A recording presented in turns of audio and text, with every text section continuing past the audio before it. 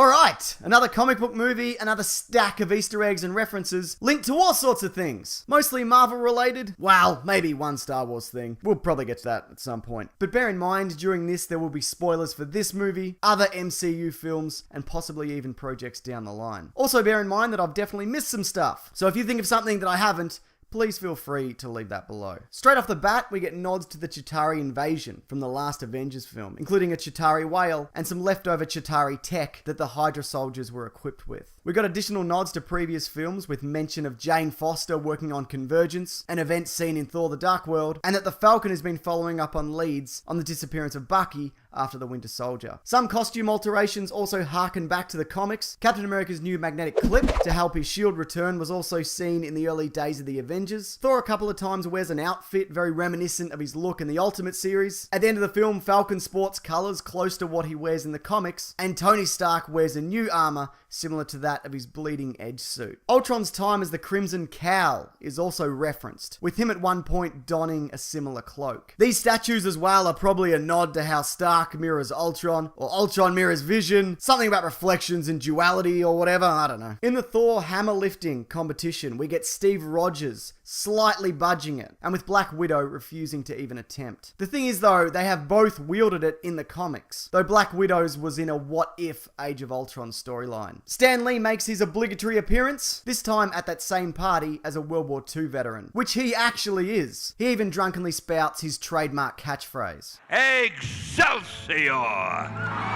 Elizabeth Olsen also made mention in interviews that her character of Scarlet Witch and Quicksilver play with the idea that they have a very close relationship like they have in the Ultimate comics. Yeah, I'm just gonna leave that there. At the end, Hawkeye names his newborn kid Nathaniel Pietro Barton, after both Black Widow and Quicksilver. Scarlet Witch and Vision also have a relationship in the comics. We maybe get a hint of things to come there when he rescues her from that exploding floating city. The Vision's new origin seems to borrow elements from Adam Warlock's, both of them hatching from a cocoon of sorts, and both having an infinity gem in their forehead. Maybe that's a coincidence though. We see the Red Room where Black Widow was trained. If you do want to know more about that, I suggest you check out the Agent Carter TV series, because that gets all into that. During the Hulkbuster Hulk fight, we see a truck with Crawford on the side, possibly a nod to Dr. Crawford, a guy with similar powers to the Hulk. We get the Hulk being punched off screen like he did to Thor in the Avengers, and the Hulkbuster armor is named Veronica. This is actually a joke at the expense of the Archie comics, as one of the girls in that is named Veronica and another is named Betty. Betty being the name of Bruce Banner's old girlfriend, who disappeared about half a dozen movies ago, and we haven't seen her since. Helen Cho is also the mother of Amadeus Cho, a Marvel Comics super genius, though she looks too young that he would be the age that he is in the comics. Tony Stark's new AI program is called Friday. He once, again in the comics, created her as a new personal assistant, named after the film His Girl Friday. We also catch a glimpse of the program for Joecaster, who again,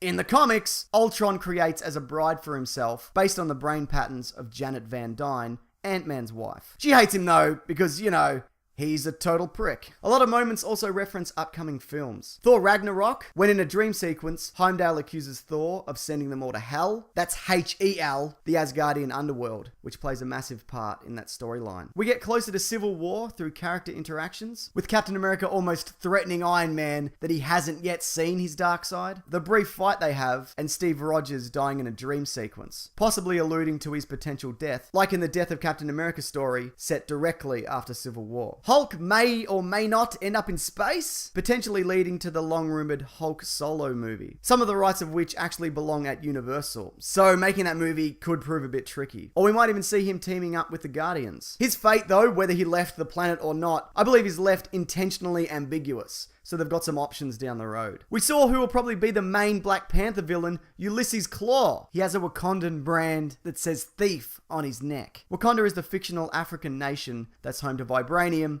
and Black Panther. Him losing his arm is probably in preparation for when he adopts his Vibranium sonic cannon. Also, Kevin Feige, head of Marvel, pointed out that every Phase 2 movie has somebody losing an arm as a nod to The Empire Strikes Back. So just quickly, Tony Stark takes off Killian's arm in Iron Man 3. Loki pretends to take off Thor's in Thor: The Dark World. The Winter Soldier is missing an arm in Captain America: The Winter Soldier. And Gamora hacks off both of Groot's arms in Guardians of the Galaxy. See? I said there'd be a Star Wars nod, and there was. I did it. We did it. Both of us. Finally, the mid-credits scene has Thanos picking up the Infinity Gauntlet, which is missing all the stones, 4 of which we do see in the film, and all of which we'll see in those Infinity War movies. It's actually not the same Infinity Gauntlet that we see in Thor, as that one's for a right hand, and the one in this is for the left. So I guess there's 2? Or the one from Thor is for something else. What other things do people use gloves for, though? Challenging people to duels, I guess. I challenge you to a duel.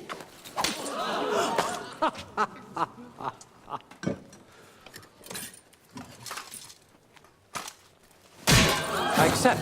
But I think that just about does it. If you like this though, I've got a whole lot of Easter egg videos in a playlist that you may enjoy. Covers things like Daredevil, Guardians of the Galaxy, Agent Carter, The Winter Soldier, heaps of stuff. Or maybe you'll like this animation that brings to life the first cancelled Batman vs Superman movie from the early 2000s. Both of those will be linked at the end of this video and below, along with my podcast, The Weekly Planet. That comes out every Monday, courtesy of the terrific comicbookmovie.com, and it covers movies, TV shows, comics, sometimes other things. It's a real mixed bag of content and quality. But what was your favourite Easter egg or reference from the Avengers Age of Ultron? And like I said, if I missed something, please feel free to add it below. Alright, thanks everyone.